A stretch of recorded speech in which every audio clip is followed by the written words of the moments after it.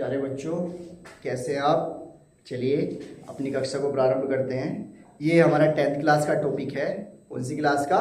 10th class का topic है। और इसमें हम पढ़ रहे थे लास्ट क्लास जो हमारी हुई थी, शायद इलेक्ट्रिक मोटर से कुछ आगे भी कराया गया था। बायो-सावर्ट का नियम कराया था लास्ट क्लास में कल। बी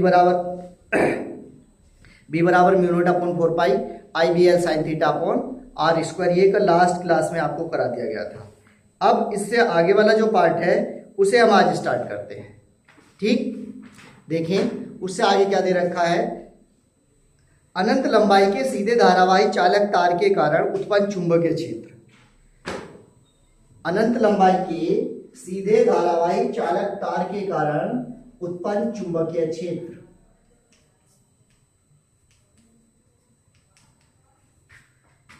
अनंत लंबाई के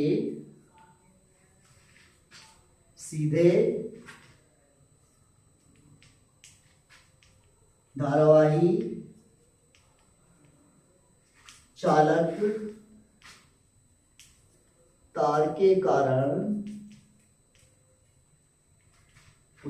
धारावाही चालक तार के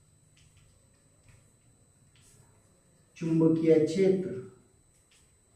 अनंत लंबाई के सीधे धारावाही चालक तार के कारण उत्पन्न चुंबकीय क्षेत्र। मान लीजिए, माना कोई सीधा अनंत लंबाई का धारावाही चालक है। हमें पता है बायो-सावर्ट के लॉ के अकॉर्डिंग जब किसी धारावाही चालक को चुंबकीय क्षेत्र में रखा जाता है तो उस पर एक बल लगता है, जिस बल इसके चारों ओर चुंबकीय क्षेत्र उत्पन्न हो जाता है।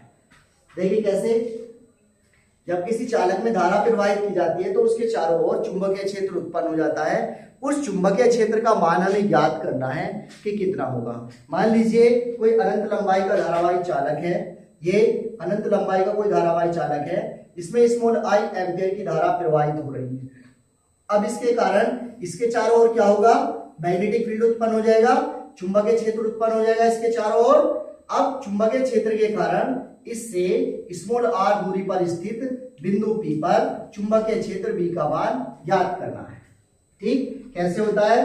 तो चुंबकीय क्षेत्र B का मान बहने वाली धारा I के अनुक्रमानुपाती तथा चुंबकीय क्षेत्र B का मान बहने वाली धारा I बिंदु P तक की दूरी के व्युत्क्रमानुपाती होता है।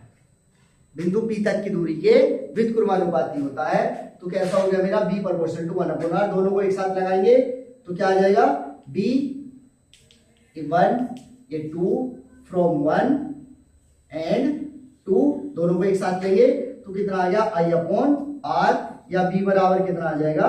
Mu naught upon 2 pi into में किसके बराबर? प्रोपोर्शनल टू का निशान टाइम कांस्टेंट आ जाएगा I अपॉन R। B का मान कितना आ गया? ये निकल के आ गया न्यूटन प्रति एम्पियर स्क्वायर। न्यूटन प्रति एम्पियर स्क्वायर। तो B बराबर कितना आ गया? Mu naught upon 2 pi into I upon R Newton प्रति एम्पियर स्क्वायर। किसी अनंत लंबाई के धारावाही चालक तार के कारण उत्पन्न चुंबकीय क्षेत्र का मान ये निकल के आता है। क्लियर? जब हम न्यूमेरिकल्स करेंगे तो वहां पे यूज होगा। इंपॉर्टेंट है, क्वेश्चन आते हैं 12th में भी आते हैं। 12th का बहुत बड़ा यूनिट है मैग्नेट का। यहाँ तो छोटा सा एक लेसन दे रखा है। नेक्स्ट, अब इससे आगे आता है हमारा चुंबकीय क्षेत्र में गतिमान आवेशित कण पर बल तथा लोरेंज बल भी कहते हैं उसे। चुंबकीय क्षेत्र में आवेशित गतिमान आवेशित कण पर बल। मान लीजिए ये कोई चुंबकीय क्षेत्र है, लोरेंज बल, स्केच है लोरेंज बल। लोरेंज बल, लोरेंज बल पूछा जाता है, इंपॉर्टेंट है, आता है एग्जाम में। क्या कहते हैं लोरेंज बल? जब किसी चालक को जब कोई चालक धारावाही चुंबकीय क्षेत्र में तेजी से गति करता है तो उस पर एक बल लगता है, उस बल को हम लोरेंज बल कहते हैं। जब कोई चालक चुंबकीय क्षेत्र में गति करता है तो जब कोई आवेशित चालक चुंबकीय क्षेत्र में गति करता है तो उस पर एक बल लगता है, उस बल को हम लोरेंज बल कहते हैं। सिंपल है। मान लीजिए कोई आवेशित चालक है, ये मेरा मैग्नेटिक फील्ड लग रहा है। मान लीजिए कोई चालक है, ये इस पर प्लस क्यू आवेश है, इसमें तेजी से गति कर रहा है और इसका वेग क्या है? मेरा तेजी से गति कर रहा है, इसका वेग है स्मॉल v। ठीक, यहाँ पे चुंबकीय क्षेत्र क्रिएट है मेरा, चुंबकीय क्षेत्र B।